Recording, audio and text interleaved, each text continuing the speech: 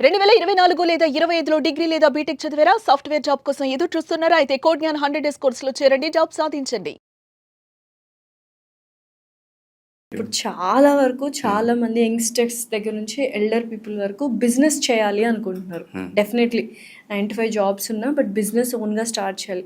అందులో 10 స్టార్ట్ చేస్తే 9 ఫెయిల్యూర్ అయిపోతున్నాయి. కరెక్ట్. అసలు బిజినెస్ అంటే ఏంటి అనేది చాలా మందికి తెలీదు. హ్మ్. Can you please explain what is business? డెఫినెట్‌గా ఇది ఒక పాడ్‌కాస్ట్ బిజినెస్ ఓనర్స్‌కి ఒక బ్లూ ప్రింట్ లాగా హెల్ప్ కావాలి. హ్మ్. అంటే whoever want to become entrepreneur or ఎవరైతే బిజినెస్ ఉండి దాన్ని గ్రో చేయలేకపోతున్నారో వాళ్ళకి యూస్‌ఫుల్ కావాలి. హ్మ్. ఇది మొత్తం కూడా ఎవరైతే ఎండ్ వర్క్ చూస్తారో వాళ్ళ బిజినెస్‌ని సర్వైవల్ నుంచి స్కేలబుల్‌కి తీసుకెళ్ళిపోవచ్చు. No doubt. Definitely. So first business. చాలా మటుకు బిజినెస్ ఓనర్స్ బిజినెస్ అంటూ ఏంటో అవగాహన లేకుండా ఆ బిజినెస్‌లో జంప్ చేస్తారు. హ్మ్. కొంతమంది వాళ్ళ రిలేటివ్స్ని చూసో, కొంతమంది బయట ఏదైనా ట్రెండ్ని చూసో, కొంతమంది ఇంకేదో చూసో, కొంతమంది ఫ్యామిలీలో కొంతమంది ఉంటారు. అరే ఏం చేస్తావు, వాళ్ళ కింద వీళ్ళ కింద ఎన్ని రోజులు పనిచేస్తావు, ఇగో డబ్బు తీసుకో బిజినెస్ పెట్టుకో అంటారు. సో అలా వాళ్ళు వచ్చేస్తారు. ఇంకొంతమంది first generation business owners like తాతలు లేదంటే నాన్నలు బిజినెస్ ఎస్టాబ్లిష్ చేసింది వీళ్ళు క్యారీ ఫార్వర్డ్ చేస్తారు. అండ్ అవి Family కూడా ఫెయిల్ business. అవుతాయి. హ్మ్. ఫెయిల్ అవుతాయి ఎందుకంటే these people don't know what is business exact meaning. Okay. That's why అవన్నీ ఫెయిల్ అవుతాయి.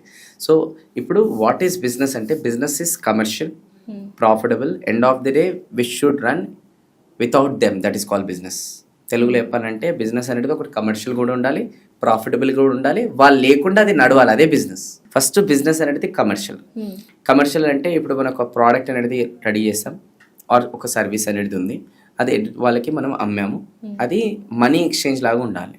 హ్మ్. అని కొంతమంది ఏమంటారంటే పర్లేదు డబ్బులు తర్వాత తీసుకుందాం ఇప్పుడు మీరు చేయండి అని అంటారు. తర్వాత వీళ్ళకి ఎవ్రీ మంత్ సర్వైవల్ ఉంటాయి, డబ్బులు కట్టాల్సి ఉంటుంది, వీళ్ళు కట్టలేకపోతుంటారు, డెట్స్లో ఉంటారు, ఇవన్నీ ఉంటారు. So business is first of all కమర్షియల్గానే చేయాలి, గివ్ అండ్ టేక్ అంతే. గివ్ అండ్ టేక్ ఉండాలి. కానీ వీళ్ళు ఏం చేస్తుంటారు, ప్రాఫిట్స్ తగ్గొచ్చినా పర్లేదు తర్వాత చూసుకుందాం, మనము అది చేసుకుందాం ఇది అసలు ఆ మైండ్ సెట్ చేసుకుందాం గానీ ఆ మాటలు గానీ ఎవరికి చెప్పకూడదు. చెప్పకూడదు. అండ్ అలా చేయకూడదు. చేయకూడదు. కమర్షియల్ మీన్స్ కమర్షియల్, బిజినెస్ అంతే. అంటేనే కమర్షియల్ అది. ఓకే. అండ్ కమర్షియల్ కూడా ఎందుకు ఉండాలి, నేను నమ్ముకొని టీం ఉంటారు, నేను నమ్ముకొని సో మెనీ థింగ్స్ ఉంటాయి, ఫ్యామిలీ ఉంటాయి, అందుకోసం నువ్వు కమర్షియల్గా ఉండాలి. లేదు పర్లేదు అని అనుకుంటే ఒక చారిటీ ఆర్గనైజేషన్ ఓపెన్ చేసుకోవాలి. అంతే. It's not a charity. Yes. So first is కమర్షియల్గా ఉండాలి. అంటే ఏదన్నా ఒక ప్రోడక్ట్ మనం డెవలప్ చేస్తే అది మనీ ఎక్స్చేంజ్లో ఉండాలి, అది కమర్షియల్. రెండోది ప్రాఫిటబుల్. అంటే ఇప్పుడు కొంతమంది ఒక వస్తువు 100 రూపాయలకి అనేది నేను మ్యానుఫ్యాక్చరింగ్ అనేది చేశాను, 120 రూపాయలకి అమ్మాను, ప్రాఫిట్ ఎంత 20 రూపాయలు అని అనుకుంటారు, కానీ అది ప్రాఫిట్ కాదు. ఎందుకంటే మళ్ళీ ఆ 20 రూపాయల్లో కూడా కొన్ని ఖర్చులు అనేది ఉంటుంది, అది వాళ్ళు చెక్ చేయరు. తీరా ప్రాఫిట్ లేదని వాళ్ళు ఏడుస్తుంటారు అనమాట.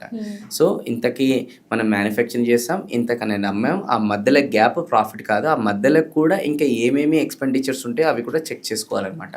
అది చెక్ చేసుకోరనమాట. సరే దీన్ని ఇంకా క్లియర్గా చిన్న ఎగ్జాంపుల్ లాగా తీసుకుందాం సో దట్ అందరికి అర్థమయ్యేటట్టు. ఒక ఏరియా ఉంది, సో ఆ ఏరియాలో చాలామంది జనాలు ఒక కిలోమీటర్ నుంచి వెళ్ళి ఇంకో కిలోమీటర్స్కి వెళ్ళి, అంటే ఒక ప్లేస్ నుంచి ఇంకో ప్లేస్కి వెళ్ళి వెజిటేబుల్స్ కొంటున్నారు అనమాట. సో అది ఒక 5 కిలోమీటర్స్ అనుకుందాం. సో అక్కడ ఎవరు అమ్మే వాళ్ళు లేరు, అందుకోసం అంత దూరం వెళ్ళి కొంటున్నారు. సో ఇది ఒక ప్రాబ్లం, ఒక పర్సన్ని ఐడెంటిఫై చేసి అరే వీళ్ళు అక్కడ దూరం వరకు వెళ్ళి కొంటున్నారు కదా, అదేదే నేనే అక్కడ బల్క్లో కొనేసి వీళ్ళకి అమ్మేస్తే టైం సేవ్ అవుతుంది కదా అని చెప్పేసి ఆ పర్సన్ ఏం చేసిండు, ఒక వెజిటేబుల్స్ కొనుక్కొని బల్క్లో వీళ్ళకి అమ్ముతున్నాడు. ఇది కమర్షియల్గా అమ్ముతున్నాడు ఫస్ట్ ఆఫ్ ఆల్, ఇది క్లియర్. రెండోది ఏంటంటే ప్రాఫిటబుల్. అంటే అక్కడ అతను కిలో టమాటాలు ఒక 20 రూపీస్ అనేది తీసుకొని వచ్చి ఇక్కడ అతను 22కో 23కో అమ్ముతున్నాడు అనమాట. 2 to 3 రూపీస్ కిలో టమాటాల మీద మార్జిన్ అని చెప్పేసి అమ్ముతున్నాడు. కాకపోతే అతను పెట్రోల్ అలౌన్స్ ఉంటుంది కదా, అది చెక్ చేస్తున్నాడు. గుడ్డిగా నేను 20 రూపాయలు కొంటున్నా, 23 రూపాయలకు అమ్ముకుంటున్నా, 3 రూపాయలు నా ప్రాఫిట్ అనుకుంటున్నాను. కానీ పెట్రోల్ ఖర్చు చెక్ చేసుకోవాలి కదా, దట్ ఈస్ ప్రాఫిట్ చెక్ చేసుకోవడం అంటారు. అది ప్రాఫిటబుల్ లేదు. సో చాలా మంది బిజినెస్ ఈరోజు చేస్తున్నారు, ప్రాఫిట్స్ అనేది చూడలేకపోతున్నారు. అంటే అది ప్రాఫిటబుల్ ఉందా లేదా చెక్ చేసుకోవాలి. ఇప్పుడు దానికి ఇప్పుడు ఏం చేయాలి, తను ఆ 20 రూపాయలకు కొంటే 25 రూపాయలకి అనేది అమ్మితే ఆ 2 రూపాయలు ఇతను ప్రాఫిట్, 3 రూపాయలు పెట్రోల్ ఖర్చు, అట్లా చెక్ చేసుకోవాలన్నమాట. సో బిజినెస్ ఓనర్స్ ఏం చేయాలంటే వాట్ ఎవర్ బిజినెస్ చేస్తున్నారో అలా ప్రాఫిట్ వస్తలేదంటే ప్రైస్ పెంచాలి, కానీ ఇది పెంచారు ఎందుకు, కాంపిటీటర్ అదే ప్రైస్ ఇస్తున్నాడు, నేను కూడా అదే ప్రైస్ ఇస్తున్నాను, ఇప్పుడు నేను ప్రైస్ పెంచితే పక్కన వాళ్ళ దగ్గర కొంటారు. సో అట్లాంటప్పుడు ప్రైస్ పెంచడం అనేది కష్టంగా ఫీల్ అవుతారు. సో దానికి సొల్యూషన్ ఏంటంటే ఒక బ్రాండ్ పొజిషనింగ్ అనేది పెంచినప్పుడు ప్రైస్ పెంచినా కూడా జనాలు వచ్చి కొంటారు.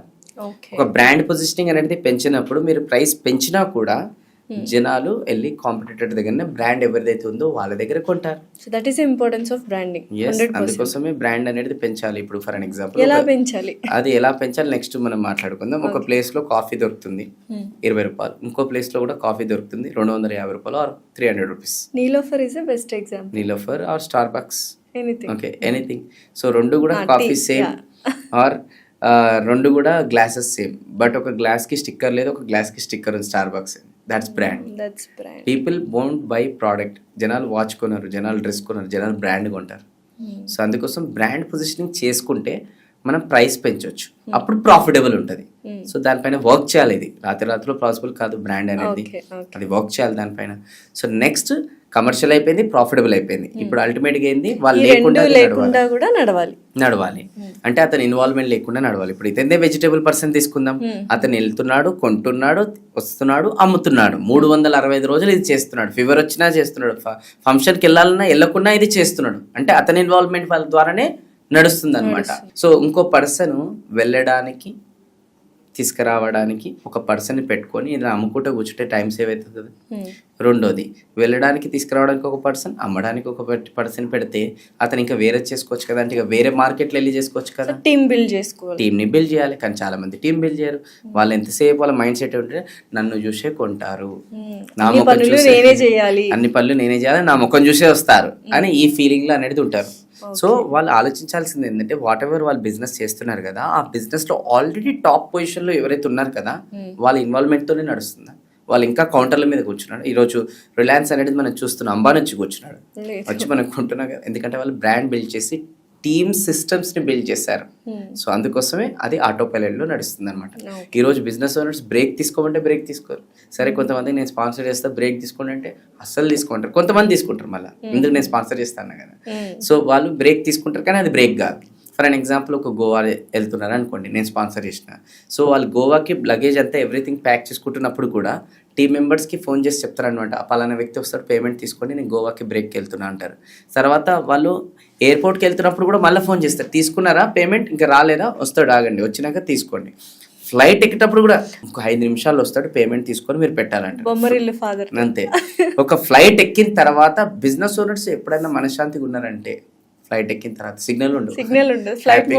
ఫ్లైట్ దిగంగానే ఫస్ట్ భార్య కూడా ఫోన్ చేయండి, ఫస్ట్ పేమెంట్ వచ్చి రాలేదా, అరే ఇంకొక పర్సన్కి నేను ఫోన్ చేసి అరేంజ్ చేస్తాను, ఈ పేమెంట్ అక్కడ అడ్జస్ట్మెంట్ చేయండి అని అంటుండు. బ్రేక్ తీసుకున్నాడు కానీ బ్రేక్లో ఉన్నాడా, లేడు. సో మళ్ళీ గోవాకి వెళ్ళాడు, బీచ్లో కూర్చున్నాడు, ఎంజాయ్ చేయాలి కదా బీచ్ చూసుకుంటా. పేమెంట్ పోయిందో లేదో మళ్ళీ ఫోన్ కొట్టి ఎందుకు వెళ్ళడం. అదే కదా బిజినెస్ ఓనర్స్ బ్రేక్ అంటున్నారు కానీ బ్రేక్ కూడా తీసుకోవట్లేదు. బ్రేక్ తీసుకున్నా కూడా ఫ్యామిలీతో టైం స్పెండ్ చేయరు, మొత్తం మొబైల్ అనే ఆ ఫోన్ అనేది అంటే దాంట్లోనే ఉంటారు వాళ్ళు. సో ఏం లాభం. సో బ్రేక్ తీసుకుంటే కూడా మనకు క్వాలిటీ అనేది ఇంప్రూవ్ బ్రేక్ ఎప్పుడు తీసుకోవాలి అని అంటే సిస్టమ్స్ టీమ్ అనేది అలా స్ట్రాంగ్ గా బిల్డ్ చేస్తే బ్రేక్ తీసుకోగలుగుతాం. సో మనం లేకుండా అది నడిచేటట్టు అనేది దానిపైన వర్క్ చేస్తే మనం బ్రేక్ తీసుకోగలుగుతాం. సో దానిపైనే బిజినెస్ ఓనర్ వర్క్ చేయాలి. సో అల్టిమేట్ గా ఏంటంటే బిజినెస్ అంటే మీనింగ్ ఈ రోజు ఏంటంటే అది కమర్షియల్ గా ఉండాలి ఫస్ట్ పాయింట్, సెకండ్ ప్రాఫిటబుల్ గా ఉండాలి, అండ్ థర్డ్ వాళ్ళు లేకుండా వాళ్ళ ఇన్వాల్వ్మెంట్ లేకుండా అది నడవాలి. అదంతా జరిగేటట్టు చూసుకోవడం బిజినెస్ ఓనర్ బాధ్యత. అండ్ దానిపైన వర్క్ చేయాలి. అండ్ దానిపైన వర్క్ చేసేటట్టే మేము చాలా మంది బిజినెస్ ఓనర్స్ కి హెల్ప్ చేస్తాం ఇదంతా ఎలా క్రియేట్ చేయాలని. So that is called business. That is business. But మనం ఏం చేస్తాం, బిజినెస్ కి ఇంకో మీనింగ్ ఉంది, బిజీనెస్. అంటే వాట్ ఈస్ అంటే వీఆర్ బిజీ, ఎప్పుడు చూడు బిజీ బిజీ బిజీ అంటారు. మళ్ళీ ఏం చేస్తారంటే వాళ్ళ క్లారిటీ ఉండదు, మనకి క్లారిటీ ఉండదు. సో బిజీగా ఉండడం బిజినెస్ కాదు, బిజీ నుంచి ఫ్రీ అవ్వడం బిజినెస్. సో దానిపైన వర్క్ చేయాలి.